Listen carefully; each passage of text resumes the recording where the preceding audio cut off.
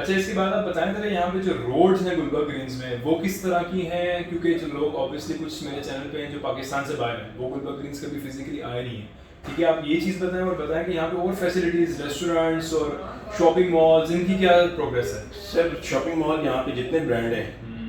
अगर आप उसको करें, ओपीटी है और उसके बाद मैकडोनल्ड्स है आपके मैकडोनल्ड स्टार्ट में, गुलबर्ग ग्रीन्स स्टार्ट होता है, ओपीटी भी, McDonald's, Imtiaz, each and everything यहाँ पे अवेलेबल है। और इसमें दूसरे ब्रांड भी हैं, चाय खाना भी है, कॉफी प्लेनेट भी है, बाकी भी आ रहे हैं यहाँ। तो ये चीज़ आप ज़हन में रखें कि लाइफ स्टैंडर्ड आपका अगर यहाँ पे आप घर लेते हैं बहुत हाई होने वाला है। यू कैन फील कि आप इस्लामाबाद के किसी भी पोश एरिया में रहे हैं, लाइक उससे भी बेहतर इन्वायरमेंट, उससे बहुत बेहतर है। बहुत। मैं आपको ये बताता चलूँ कि मुझे पर्सनली ये फील होता है कि ये जो गुलबर्ग की मेन रोड है ना, ये आज से 5 साल बाद इस्लामाबाद का मेन ब्लू एरिया ये होना है, और I am dead sure about this sir 110%। Reason being कि यहाँ पे लोगों ने इतनी इन्वेस्टमेंट की हुई है और जितना ज़्यादा कमर्शियल यहाँ पे बन रहा है, लाजमी बात है जितना कमर्शियल बनेगा और जैसे जैसे रेजिडेंट्स आबाद होते जाएंगे तो कमर्शियल मतलब स्क्वीज होता जाएगा।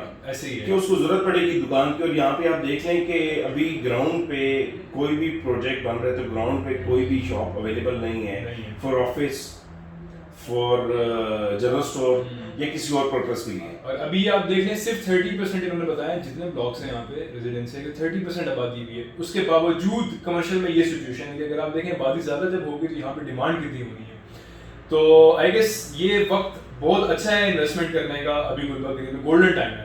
क्या कहते हैं इस बारे में सर? यहाँ पे पिछले तकरीबन ऑनेस्ट टू स्पीक के जितनी लोगों ने परचेजिंग की है मल्टीपल हो गए हैं, कि उनके प्रॉफिट जो मल्टीपल हो गए हैं, कि उन्होंने जितनी भी इन्वेस्टमेंट दाएं बाएं सोसाइटीज़ में की हुई थी वहाँ से निकाल के यहाँ पे। और अभी इसकी आईबी वालों ने और भी अनाउंसमेंट की है कि इसके जो नज़दीक वाले, जो नज़दीक A20 और C और जो नज़दीक के जो ये हैं सेक्टर जो इन्होंने बनाए, इसकी कटिंग और इसकी जो है ना इनके डेवलपर और पोजीशन वगैरह अनाउंस कर रहे हैं। अभी लास्ट मीटिंग हुई थी तो लास्ट मीटिंग में उन्होंने हमें बताया था कि इनकी जितने सेक्टर जो हैं इनको आप देख लें जाके, और हमने फिजिकली उसको देखा है। उन्होंने बहुत सारा एरिया जो है ना वो कटिंग करके लेवल कर दी है और यहाँ पे इसकी अनाउंसमेंट विद इन नेक्स्ट 1 से 2 महीने में हो जाएगी। और वो जो प्लॉट अभी 7 मरले का अगर आप 50 से 60 लाख रुपए का परचेज कर रहे हैं, आप विद इन नेक्स्ट 2 मंथ में उसको 80-90 में परचेज नहीं कर सकते। इसकी प्राइसेस इतनी चेंज हो जाएगी। सही हो गया। तो आप देख सकते हैं कि जो प्राइस बढ़ रही है, जो फ्लक्चुएशन आ रही है, वो कमाल है। और क्या चाहिए होता है किसी भी इन्वेस्टर को। इसके अलावा ज़रा आप मुझे बताएं कि यहाँ पे अपार्टमेंट्स वगैरह भी हैं। ठीक है, फ्लैट्स, अपार्टमेंट्स। जी अपार्टमेंट भी हैं यहाँ पे बहुत सारे। जब से यहाँ पे टेलीनॉर का साउथ ऑफिस आया है तो यहाँ पे अपार्टमेंट लोगों ने जितने भी कमर्शियल यहाँ पे बन रहे हैं वो ज़्यादातर अपार्टमेंट ही बना रहे हैं। और अपार्टमेंट के भी ये रेशियो है कि सिंगल बेड और 2 बेड आपको बहुत मुश्किल से मिलता है, बहुत मुश्किल से मिलता है। और उनका एवरेज प्राइस क्या है? एवरेज प्राइस आपको तकरीबन 35 लाख रुपए का सिंगल बेड मिल जाता है 400 स्क्वायर फुट का। ठीक है। और 2 बेड का जो है वो तकरीबन आपको 700 स्क्वायर फुट का है। सही। वो आपको 65-70 के करीब 2 बेड मिल जाता है कंप्लीट, जिस पे आप मूव हो सकते हैं, आपको वेट नहीं करना पड़ता।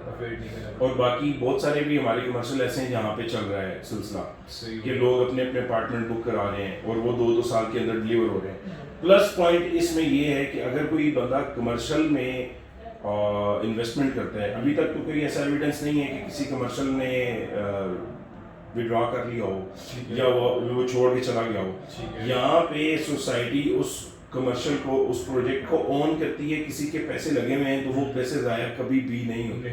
ठीक है। एक शुरू में हुआ था प्रोजेक्ट जिसकी वजह से मसला बन गया था, लेकिन सोसाइटी ने उसको ऑन किया और जिन की इन्वेस्टमेंट थी उन सारों को उनके अपने पैसे वापस मिले। सही। कि वो पैसे उनके ज़ाया नहीं हुए, उन्होंने वो पैसे सोसाइटी उनको वापस लेके दिए। ठीक हो गया। अच्छा जी अजीम भाई, अच्छा आप हमें ये बताएं इसके बाद कि अगर कोई हमारा जो व्यूअर्स हैं इनमें से अगर कोई यहाँ पे प्लॉट खरीदता है तो घर बनाना चाहता है, तो इसके लिए क्या फॉर्मेलिटीज़ हैं, क्या क्या स्टेप से गुजरना पड़ेगा? सर सिंपल है। एक तो उसने एप्लीकेशन देनी है कि मैंने ये वाला मैप अप्रूव कराना है। ठीक है। अप्रूवल भी यहाँ पे हो जाएगी, यहाँ पे सोसाइटी में ऑफिस, सोसाइटी के ऑफिस में ही, ये बिल्कुल करीब ही ऑफिस है। जी सोसाइटी के ऑफिस में ही है। मैप इनका अप्रूव यहाँ से हो जाएगा और बायलॉज इसके सीडीए के हैं, ठीक है, कि आपने छोटे प्लॉट पे कितना फ्रंट बैक पे छोड़ना है और साइडों पे क्या करना है। बड़े प्लॉटों में तो साइडों पे भी छोड़ना है, बाकी मतलब सीडीए के जो बायलॉज हैं वो यहाँ पे इम्प्लीमेंट होंगे। और कंस्ट्रक्शन इस पे सबसे बेहतरीन ज़मीन है, ये सारी पथरीली ज़मीन है कि इसमें बैठने के चांसेस कहीं पे भी नहीं है। सॉइल टेस्टिंग नॉर्मली लोग करा लेते हैं, लेकिन सॉइल टेस्टिंग तो बेसिकली स्टार्ट वहाँ से हुई थी जहाँ पे ज़मीन का बहुत ज़्यादा मसला था, नमी थी और वो बैठ जाती थी। बहुत सारे ऐसे बड़े प्रोजेक्ट हैं, सोसाइटीज़ हैं रावलपिंडी इस्लामाबाद में, आपको भी पता है, व्यूअर्स को भी शायद आइडिया होगा कि जहाँ पे अगर कंस्ट्रक्शन करने जाएं तो अगर कंस्ट्रक्शन की कॉस्ट 5 मरले या 7 मरला पे 60 लाख रुपए आती है या 50 लाख रुपए आती है एक अच्छे कंस्ट्रक्शन की, तो वहाँ पे उन सोसाइटीज़ में जहाँ पे ज़मीन का मसला है वो 80 से 90 लाख में उसको पड़ जाता है, 8 से 9 मिलियन में उसको कॉस्ट करती है 7 मरले के या 5 मरले का। उसकी रीज़न ही ये ज़मीन की है, इसकी ज़मीन पथरीली है और इसमें कोई ऐसा इशू नहीं है कि आप बैठ जाएगी और इस तरह का मसला होगा। नॉर्मली लोग आते हैं वो देखते हैं तो उनको आइडिया हो जाता है। तो इसमें एक और प्लस पॉइंट ये है कि आप जैसे कि और सोसाइटीज कुछ है वहाँ पे इन्होंने बताया, मैं अगेन बताता चलता हूँ कि ज़मीन जो है वो होती है गीली, ठीक है। तो जब आप घर बनाते हैं तो सॉइल टेस्ट में आता है कि जी ये ज़मीन जो है डैम्प है, तो आपको ज़्यादा उसमें मटेरियल की कॉस्ट आती है, तो ये होता है कि आपकी कॉस्ट इंक्रीज होती है। लेकिन गुलबर्ग ग्रीन्स में ये है कि मैंने खुद भी पर्सनली देखा है कि यहाँ पे ज़मीन जो है बिल्कुल फ्लैट है, ठीक हो गया, और बिल्कुल सॉलिड ज़मीन है, तो यहाँ पे आपको कंस्ट्रक्शन की जो कॉस्ट है वो काफ़ी कम पड़ने वाली है बाकी चंद सोसाइटीज़ के मुकाबले में। नॉर्मली जो आपकी इस्लामाबाद सेक्टर में जो भी लेवल लैंड वाली हैं उनमें कंस्ट्रक्शन कॉस्ट जो आपकी 2000 पर स्क्वायर फुट आती है वो ही यहाँ पे कॉस्ट आती है कि इवन देन के इसकी अच्छी सोसाइटी होने के बावजूद कि लोग समझते हैं कि यहाँ पे कंस्ट्रक्शन कॉस्ट ज़्यादा होगी, वो नॉर्मली कॉस्ट है। तो ये आप में से काफ़ी लोगों के जहन में सवाल थे कि यार ये बड़ी सोसाइटी है, एक बड़ा टैक-ऑन है, तो यहाँ पे कंस्ट्रक्शन की कॉस्ट भी ज़्यादा होगी, एक्स्ट्रा चार्जेस भी होंगे, तो ऐसी कोई चीज़ नहीं है। लेकिन फिर भी हम कंफर्मेशन के लिए पूछ लेते हैं कि जब यहाँ पे घर बन जाता है, ठीक है, तो यहाँ पे चार्जेस क्या हैं, लाइक मंथली चार्जेस क्या हैं और सफाई का निज़ाम और रोग क्या, मतलब सिचुएशन क्या है इसकी? सर अभी तक तो जो रेजिडेंट रह रहे हैं उनसे सोसाइटी कोई भी चार्ज नहीं कर रही। वो अपने तौर पे जितनी भी सफाई है उसकी घर के पास या उसका जो भी कूड़ा वगैरह और सिक्योरिटी का है उसका भी कोई चार्जेस उनसे नहीं ले।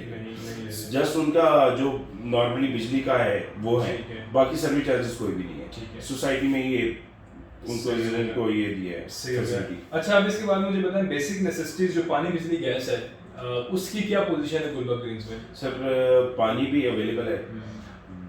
पानी क्या गुलबर्ग का इनको कोई अपना सिस्टम है जिससे पानी आता है घरों में? नहीं, अभी जो इनकी अपने पानी की साइट्स हैं जहाँ जो टैंकीज हैं और जो उनका ऑपरेशनल नहीं है वो विद इन डेज हो जाएगा। मैंने देखी है कि वो बहुत बड़ी जो टैंकीज हैं गुलबर्ग ग्रीन्स की पानी की जो उन्होंने साइट्स हैं वो बहुत बड़ी, और आई गेस वो इजीली जो जितनी यहाँ पे डिमांड होगी पानी की वो पूरी होगी। यहाँ पे पानी है भी बहुत ज़्यादा, ठीक है, यहाँ पे पानी का इशू कोई नहीं है। अभी नॉर्मली ये कि सोसाइटी उसको सप्लाई कर रही है पानी की, कि जो भी रेजिडेंट है अगर उसको पानी चाहिए तो उसको प्रोवाइड कर देते हैं हफ्ते में 1 दफ़ा या 2 दफ़ा, जो भी उसको जितना भी free of cost almost free of cost है सर। सही हो गया। यहाँ पे चार्जेस वो नहीं है जो कि नॉर्मली बिजनेस होता है, एक माफिया होता है, टैंकर माफिया है इस तरह का यहाँ पे नहीं है। यानी कि अगर पिंडी में अभी भी ऐसी जगह हैं और ऐसी बड़ी सोसाइटीज हैं जो कि लोग बहुत अच्छी तरह जानते हैं, वो जब गर्मियों के दिन है या पानी की शॉर्टेज है तो वो 2000 से 2500-3000 पर टैंकर उसको प्रोवाइड करते हैं। यहाँ पे गर्मी हो सर्दी हो, जब भी आपको पानी चाहिए होगा तो मिनिमम कॉस्ट पे 300 या 400-500 रुपए पे आपको टैंकर प्रोवाइड होता है। इससे ऊपर की कॉस्ट मैंने अभी तक पिछले 3-4 साल में नहीं देखी, ना पे की है। अब नॉर्मली हमें जरूरत नहीं पड़ती, लेकिन अगर जरूरत पड़े तो इससे ऊपर कॉस्ट नहीं है। और वो ये मतलब इसका प्लस पॉइंट गुलबर्ग की सोसाइटी को, इसकी एडमिनिस्ट्रेशन को जाता है। ठीक है, इसके बाद इलेक्ट्रिसिटी के बारे में आप बताएं कि जी बिजली का यहाँ पे क्या निज़ाम है? बिजली का ग्रिड स्टेशन अपना है सोसाइटी का, ग्रिड स्टेशन अपना, और यहाँ पे मेंटेनेंस में अगर बिजली अगर ऑफ हो जाए फॉर आवर्स तो वो है, अदरवाइज भी हो सकती है जी, वो हो सकती है मेंटेनेंस के दौरान। बाकी अदरवाइज यहाँ पे बिजली का वो पोजीशन नहीं है कि आपको अपने तौर पे या प्राइवेटली प्रोवाइड की जाए। बिजली आपको मिलती आइस को सही है। सही हो गया, ठीक है।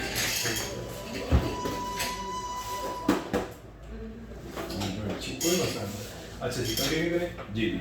तो यहाँ पे बिजली इनकी ग्रिड सेशन अपना है सोसाइटी का, लेकिन बिलिंग सर्कल जो है वो वापडा का ही है और वो उधर से चल रहा है। सोसाइटी फिलहाल उसको अगर कॉस्ट कर रही है, यानी कि कहने का मकसद ये कि इंफ्रास्ट्रक्चर सारा इनका अपना है जी, ठीक है। बिजली पीछे से प्रोवाइड हो रही है आइसको की, ठीक हो गया। और गैस का क्या सिचुएशन है? गैस की मेन पाइपलाइन सारी बिक चुकी हैं, कंप्लीट हो चुकी हैं। कनेक्शन का थोड़ा टाइम लगेगा, रीजन मीन आपको गैस का ओवरऑल पाकिस्तान का इशू तो पूरे पाकिस्तान में, मैं जिधर रह रहा हूँ वहाँ पे भी गैस का इशू है। पाकिस्तान में बेसिकली एक लंबी डिबेट है गैस। इन नियर फ्यूचर मुझे आगे इसका फ्यूचर नज़र नहीं आ रहा गैस का, क्योंकि अब सिलेंडर लोग इस्तेमाल कर रहे हैं ठीक है, और गैस की एक खपत भी ऐसी है कि ये पूरी करना बहुत मुश्किल काम है।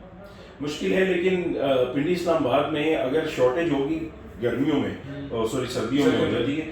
सर्दियों में भी अब आपको पता है टाइम ही 2 से 2.5 महीने का है सर्दियों का, तो वो गुजर जाता है। इतना इशू उसमें भी अभी नहीं रहा कि वहाँ पे ऐसे एरिया जहाँ पे आप समझते हैं कि गैस और सिलेंडर आपको यूज़ करना पड़ता है, वो अब कम ऑप्शन रह गए हैं, पोर्शन कम रह गए। यहाँ पे गैस की मेन पाइपलाइन वगैरह तो सारी हो चुकी है, मैप अप्रूव हो चुके हैं, सारी मेन पाइपलाइन भी बिक चुकी है। बाकी उसको थोड़ा टाइम टेकन है, आपको पता है गैस की वजह से थोड़ा सा चले जहाँ पे इतनी फैसिलिटीज है, इतने ज्यादा एजेस है यहाँ पे, तो एक गैस का थोड़ा सा इंतजार करना पड़ भी जाए तो it's not a bad deal I guess. अभी हैं लोग वो इलेक्ट्रिक स्टोव यूज कर रहे हैं, वो भी उनको नॉर्मली कॉस्ट करते हैं। सही हो गया। कंपैरेटिवली अगर उसको देखें भी तो इतना ज्यादा कॉस्ट नहीं करता। सही हो गया। और इसके अलावा अगर किसी ने यहाँ पे घर परचेज करना हो 7 मरले 10 मरले या 1 कनाल का, तो उनकी जरा आप प्राइसेस बता दें, एवरेज प्राइसेस क्या चल रही है? 7 मरले का आपको घर डबल स्टोरी का मिल जाता है मिनिमम 160 150 प्लस के करीब ना।